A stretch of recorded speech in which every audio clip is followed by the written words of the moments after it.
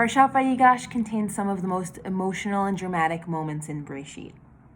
Yosef's brothers have come down to Egypt for food because of the famine in Eretz Israel. They come face to face with Yosef, the same brother that they sold into slavery so many years ago, but they do not recognize him. Yosef, now second in command, is in charge of distributing the stockpiled food to those in need. Yosef tests his brothers to see if they've changed their ways since they sought to kill him and then ultimately sold him out of their jealousy and anger. They speak of their elderly father and their youngest brother back in Eretz Israel. And so Yosef seizes upon this and demands that they bring their youngest brother Binyamin down to Egypt as well. Yaakov, when he hears this, resists. He fears losing the only remaining son from his beloved wife, Rachel. Yehuda steps forward in that leadership moment and says, I will take responsibility for Binyamin. I will be accountable. I will bring him back to you. Yehuda knows the stakes. If he doesn't bring back his brother, Yaakov, his father, might die of grief. But Yaakov acquiesces. So when Yosef sees Binyamin and is finally reunited with his brother after so many years, he's overcome with emotion, but he holds it back. He faces his brothers from behind a wall of distrust that's built up over all of the years after their extreme act of betrayal. Yosef's unwilling to reveal himself to his brothers until he sees if they've done real tshuva, real repentance for having sold him. Yosef frames Binyamin for stealing his goblet and threatens to keep him as a slave. Yosef wants to see, will they abandon their brother Binyamin just like they did to Yosef out of jealousy and anger? Or do they see Binyamin as their brother? Are they still othering him for Yaakov's favoritism? Or have they grown to see him in a different way? Yosef overhears the brothers speaking amongst themselves as they realize that they may have come into this situation as retribution for what they did to Yosef. Then the moment of truth comes. With the opening of our Parsha, Vayigash elav Yehuda, and Yehuda approaches Yosef. Yehuda puts himself on the line. He offers himself as a slave in place of Binyamin. Now, this is the same Yehuda who, back in chapter 37 of Breshit, was the one who suggested taking Yosef out of the pit and selling him for profit to a band of merchants. And now we see him taking accountability and protecting his younger brother Binyamin. He doesn't look at Binyamin and see the favored son of Yaakov who takes away all the love and attention from him. He looks at Binyamin and sees, wow, Binyamin's so precious to my father Yaakov. Losing Binyamin would cause my father unimaginable suffering and pain. Yehuda is able to go beyond his own self-interest and takes into account the perspective of his beloved father.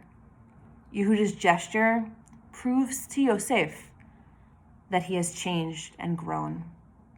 And so Yosef's emotional barrier breaks. He's moved to reveal his identity, and he says one simple thing. The pasuk says, Yosef could no longer restrain himself. He cried aloud and then says to his brother, Ani Yosef, ha'od avi chai. I am Yosef. Is my father truly still alive? So how did this transformation of Yehuda really come about? What changed him? Aviva Zornberg, in her book Genesis, the Beginning of Desire, points to the intervening tale that we read of Yehuda's own personal loss and trials in chapter 38. Yehuda had 3 sons.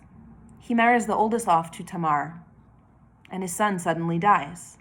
And so he marries off Tamar to his second son in levirate marriage, and his other son also dies. Fearing that this fate will befall his third son as well, Yehuda neglects Tamar and leaves her unable to remarry. And so Tamar devises a plan which forces Yehuda to take accountability for this neglect of her. It forces Yehuda lehodot, to own up to his failures and admit that Tamar was right. Having gone through his own journey of losing his sons and having grown into the ability to take responsibility for his actions, Yehuda can finally understand the pain that he caused his father in faking Yosef's death and making Yaakov believe that he had lost his child. Initiated into the fellowship of pain, writes Aviva Zornberg, Yehuda becomes capable of investing the whole force of his personhood into preventing its recurrence. And so Yehuda approaches Yosef with an impassioned speech, and hearing and seeing this transformation, Yosef's walls fall down.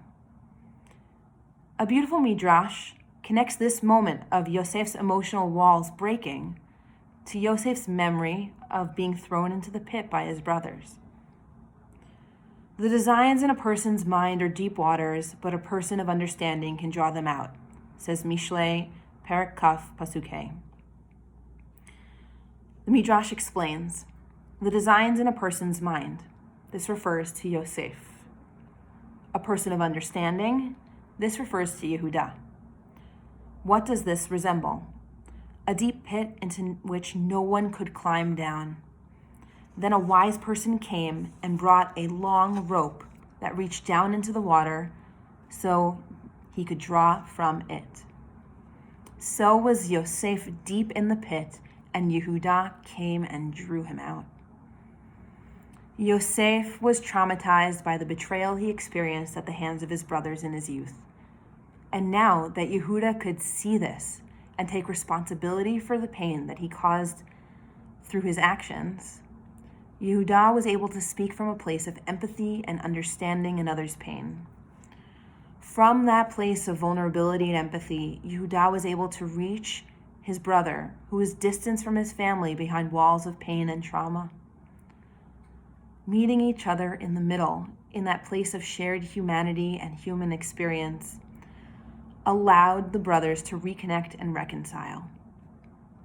Rav Yitz Greenberg points out that this week's Haftarah is in contrast to this happy ending of reconciliation.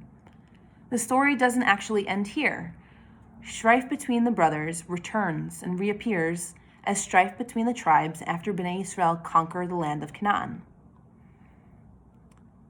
How might we channel the human-to-human moment of empathy which reconciled Yehuda and Yosef in this week's Parsha?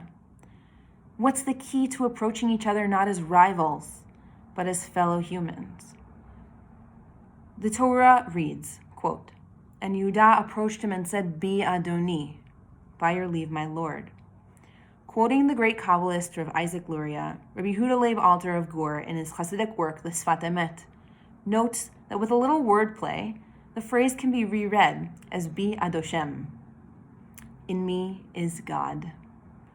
Then we would read Yehuda's statement as Yehuda approached Yosef and said, God is within me. This moment of connection and bringing down walls was a moment of being able to see the divine, the Tselem Elokim, in each other. It was a moment when Yosef was made to pause and see that there was divine in his brother Yehuda, that he too was a child of God. In doing so, Yehuda and Yosef meet in a place of shared humanity and are able to connect. When we find ourselves in moments of confrontation and strife with one another, may we be able to pause and recognize the Tselem Elokim that exists in the person before us, just like Yosef can see in Yehuda, even just for a moment.